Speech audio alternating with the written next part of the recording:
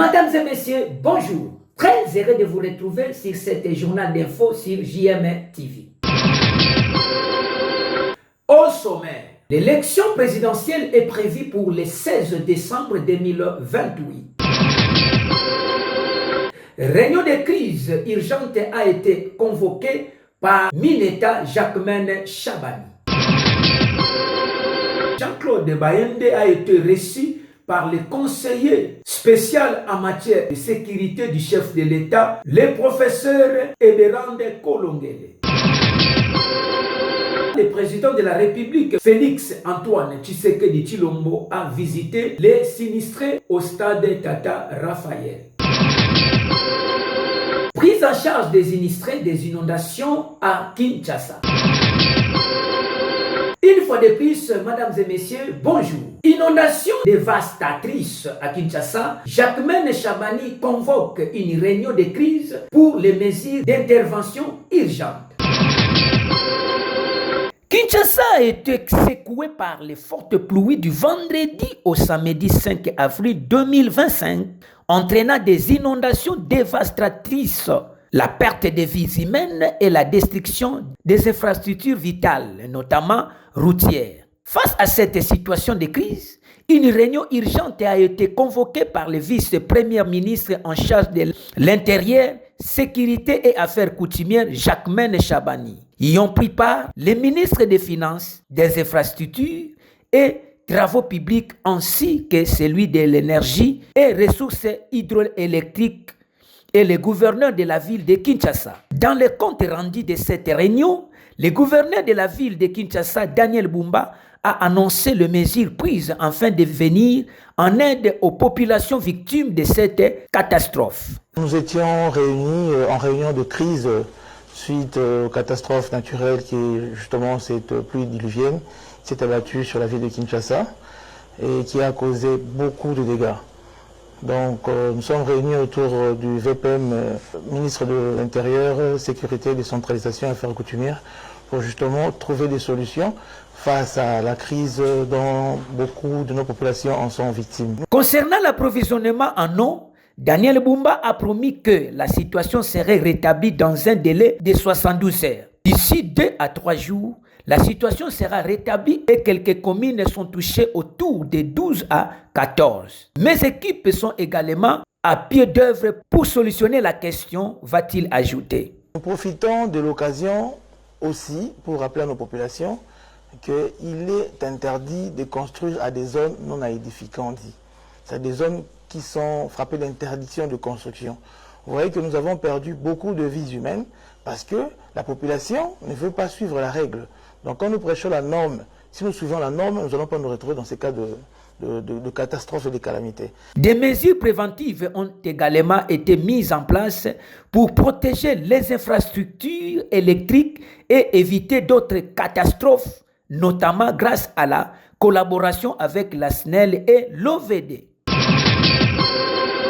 Les consultations politiques initiées par le président de la République, Félix Antoine Tshisekedi Tshilombo, en vue de la formation d'un gouvernement d'union nationale, se poursuivent sans désemparer. À la journée du samedi 5 avril 2025, le conseiller principal du chef de l'État en matière de sécurité, le professeur Eberande Kolongele, a reçu le président national de l'Alliance des démocrates humanitistes, ADH, le sénateur Jean-Claude Bowende. Reportage de Bonnet.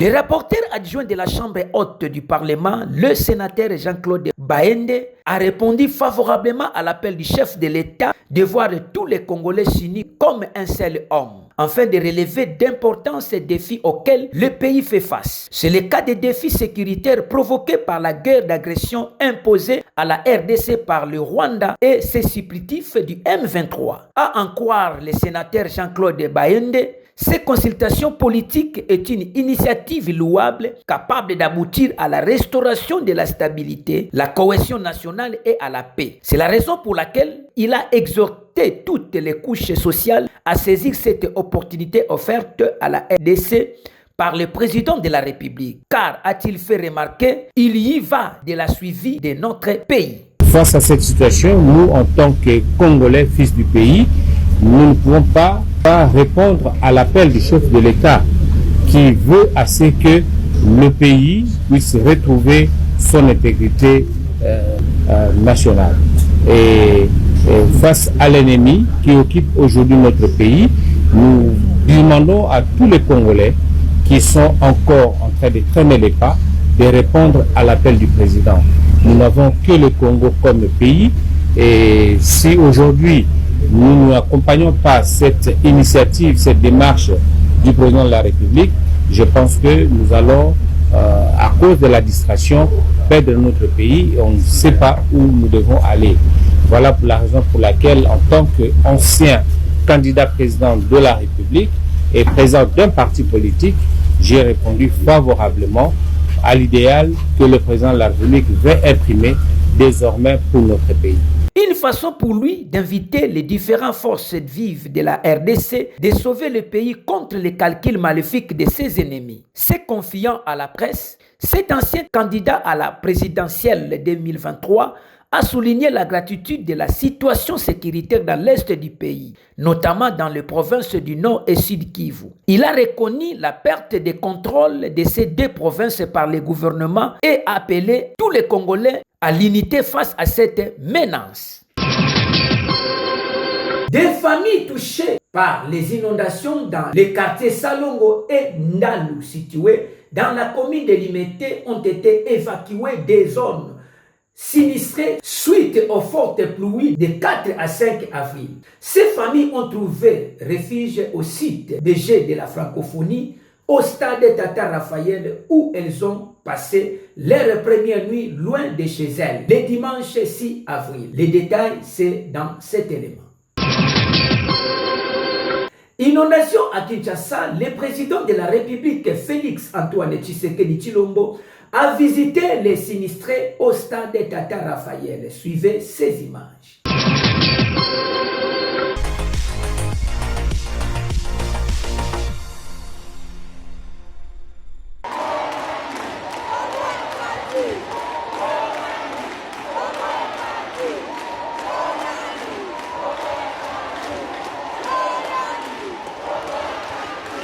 Le président Félix Tshisekedi s'est rendu de séjour dans un gymnase de la capitale, transformé en refuge temporaire pour les victimes des récentes inondations.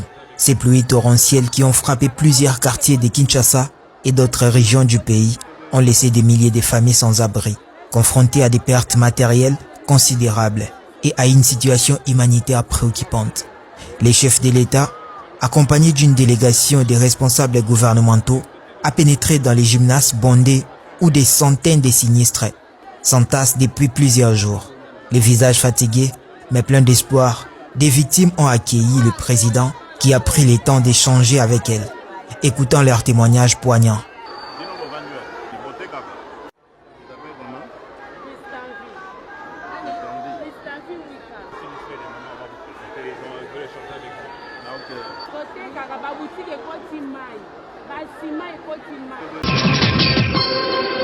L'élection présidentielle est prévue pour le 16 décembre 2028. C'est ça qu'annonçait la Commission nationale indépendance CENI vient de rendre ce vendredi sa feuille de route pour le cycle électoral 2025-2028. Ces documents ont établi les étapes préparatoires et le principal échéance en vue des scrutins combinés 2028. Suivez cette feuille de route faite par Patricia Tia, rapporteur de la CENI.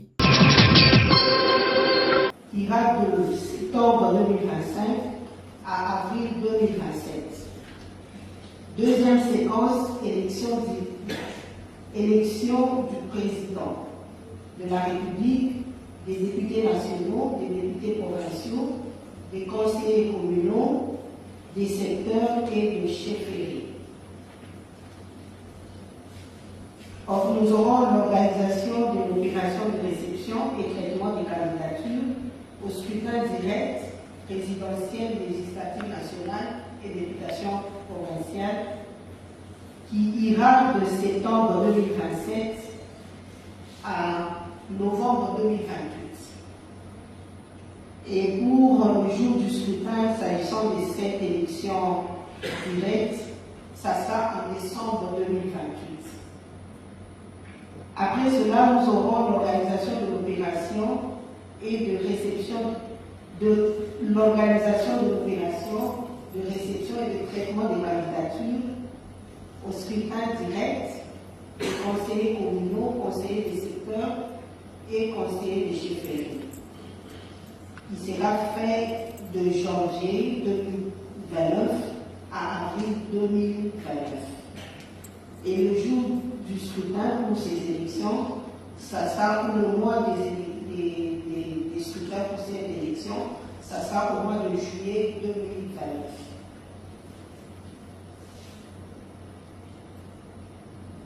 Pour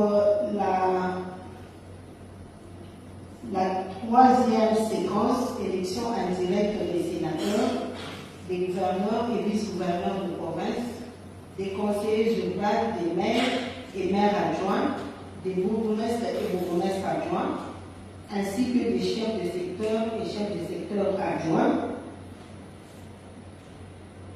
Cette opération ira de avril 2029 à octobre 2029. Ainsi donc, pour les élections des sénateurs, ça aura lieu en juin 2029. Celle des gouverneurs et vice-gouverneurs de province, juin 2029. Des conseillers, des bourgmestres et bourgmestres adjoints, chefs de secteur et chefs de secteur adjoints, octobre 2029.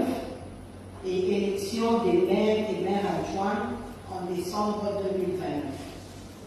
Comme l'a si bien dit son Excellence, Monsieur le Président, la mise en œuvre de cette feuille de route est tributaire des contraintes financières, sécuritaires, légales, logistiques et climatiques. Mesdames et messieurs, c'est par ici que nous bouclons notre journal d'info sur JM TV. Merci de nous avoir suivis. Restez toujours branchés et on se retrouve demain à la même heure.